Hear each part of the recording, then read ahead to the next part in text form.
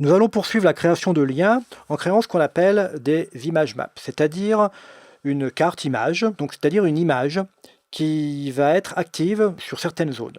Donc on va dessiner une image, enfin on va placer une image dans notre page, c'est ce que nous avons fait ici, donc avec la balise IMG, c'est une identifiant, on va l'appeler Paris, et puis la source c'est l'image paris.gif que nous avons dans notre dossier. Dans un navigateur, cela donne cette représentation-là. Alors ce que nous allons faire, c'est créer des zones avec des points qui vont permettre de rendre actif, par exemple, cet arrondissement, et puis le centre, par exemple. Alors pour réaliser ça, c'est assez complexe puisqu'il va falloir connaître les coordonnées de ces différents points, ce qui est relativement assez compliqué, mais il existe des logiciels qui vont permettre de dessiner et puis donc de récupérer ces fameux points. Alors par exemple avec Dreamweaver, vous allez pouvoir faire ça assez facilement en sélectionnant l'image et en allant dans les propriétés, vous allez trouver ça très facilement dans la zone propriété. Maintenant, il existe des outils sur Internet qui permettent de réaliser la même chose. Alors nous allons y aller, donc il existe un site qui s'appelle imagemap.com, donc image-maps avec un s.com. En arrivant sur ce site, on peut cliquer ici, par exemple, pour aller chercher notre fameuse image. Alors, c'est notre image, c'est la même que j'ai utilisée, hein, donc tout simplement. Et puis, Start Mapping. Voilà, on clique ici pour continuer, et on va pouvoir accéder maintenant à l'interface qui permet de réaliser ces petits points. Alors, un clic droit, elle nous permet de voir de sous-menu qui nous permet de dire, voilà, on peut réaliser un rectangle, un polygone ou un cercle. On va réaliser pour l'instant un rectangle tout simplement. Voilà, le rectangle est réalisé. Hop, je vais le déplacer ici. Voici. Dans cette petite boîte de dialogue, on va simplement mettre l'adresse du site que nous irons voir, par exemple Google, lorsque on cliquera sur cette zone. On va ajouter un titre, lien vers Google. Vous pourriez également accéder à une page placée en local sur votre site, hein, comme nous avons fait précédemment avec la page 2 par exemple, ou la page bleue, la page rouge. Et voilà, donc save, ça y est, mon rectangle est réalisé. Je vais à présent réaliser un polygone qui est nettement plus compliqué en soi. Alors polygone, on clique, on reclique, on clique, on clique, donc on réalise un véritable polygone de la forme que l'on souhaite, donc ce qui est super intéressant. Voilà, donc ça c'est mon polygone. Pareil, on va aller sur le site Téléforme. Et puis pareil, lien vers et les formes.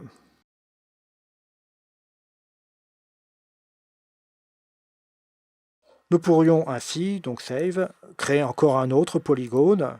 Voilà. Hop, hop, de la forme qui nous intéresse.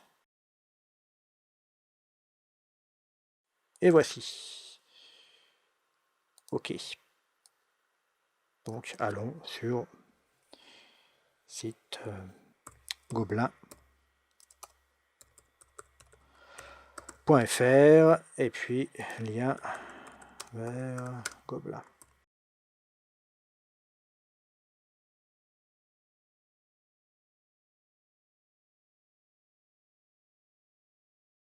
Voilà, alors save.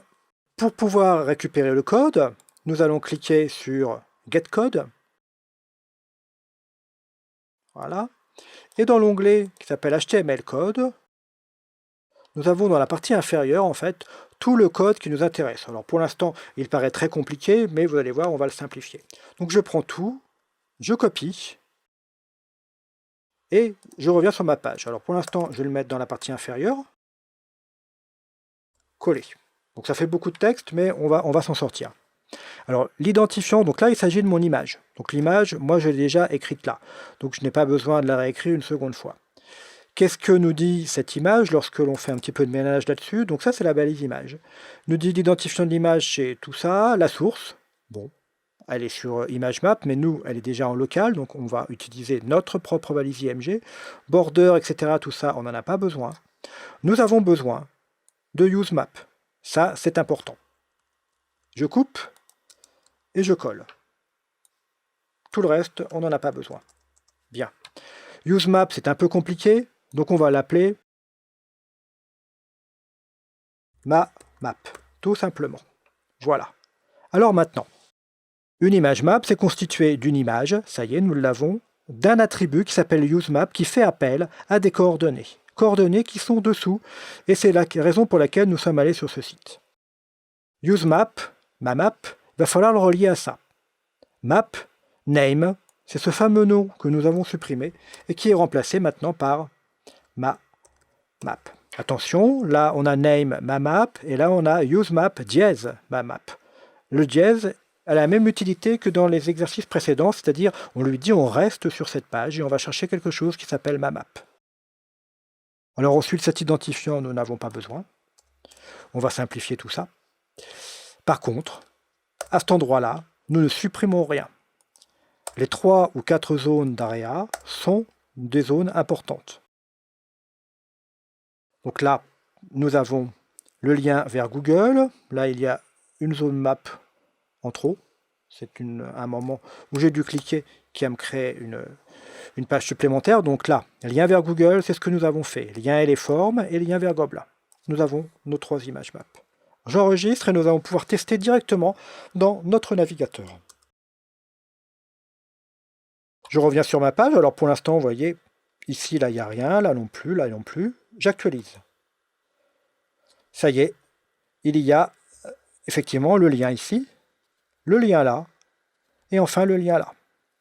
Si je clique, nous accédons bien directement au site Google.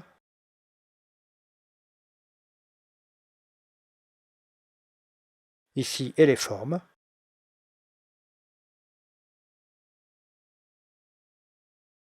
Et ici, Gobelin.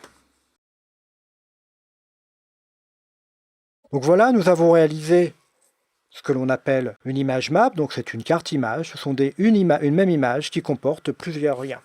Alors, n'abusez pas trop avec ce style de mécanisme, car il est vrai que ce n'est pas hyper accessible. En effet, quelqu'un qui est malvoyant, quelqu'un qui est aveugle, quelqu'un qui utilise un navigateur oral aura des difficultés à naviguer à l'intérieur de ce type de page. Mais néanmoins, dans le cas qui nous intéresse ici, par exemple pour le cas de la carte, cela peut être relativement intéressant.